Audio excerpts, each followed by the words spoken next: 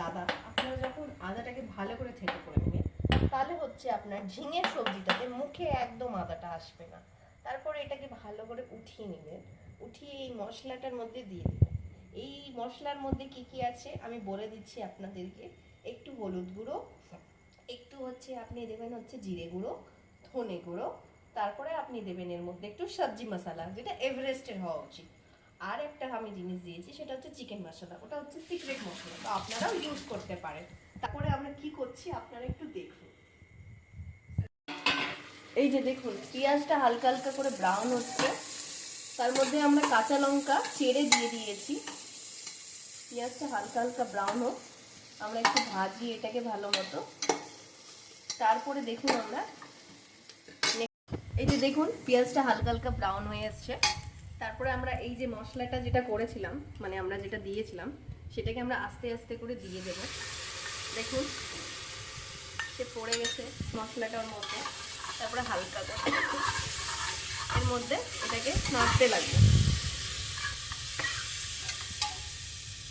নাড়তে নাড়তে এর মধ্যে থেকে যখন দেখবেন তেল ছেড়ে দিয়েছে, তখন ভাববেন যে মশলাটা ভাজা হয়ে গেছে। তারপর আমরা এর মধ্যে টমেটো অ্যাড করব।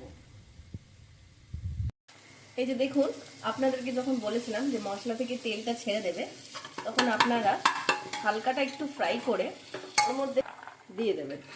আমি এর মধ্যে অ্যাড করছি ধুয়ে রাখা চানা।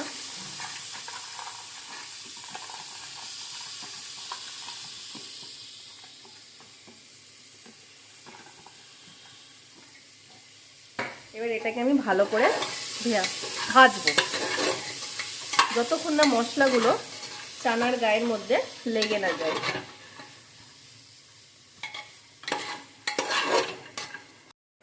এই যে চানাটাকে দেখুন ভালো করে মশলাটা একদম গায়ে লেগে গেছে, দেখতে পাচ্ছেন আপনারা। আমার চানাটা পুরোটাই গায়ে লাগিয়ে ফেলেছি। কিন্তু আঁচ যেটা বলছি মানে একটু কম রাখবেন, যাতে হচ্ছে জিনিসটা একদম গায়ে না লেগে যায়। তারপর আমি এর মধ্যে ঝিঙে অ্যাড করে দিলাম। ঝিঙেটা পাতলা করে কাটবেন, একদম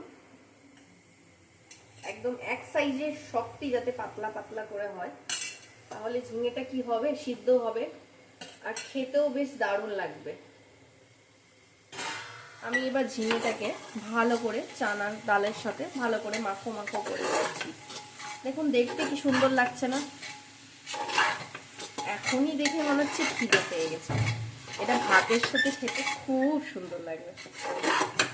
চলো এবার এই যে দেখুন, আমি হচ্ছে গ্যাসটা বের করে, গ্যাসটা আমার বেরিয়ে গেছে। এবার আপনাদেরকে দেখাবো ঝিঙে দিয়ে চানা ডালের তরকারি। দেখুন কি অপূর্ব লাগছে, গন্ধটা এত সুন্দর হয়েছে, আপনারা নিজেরাই দেখুন।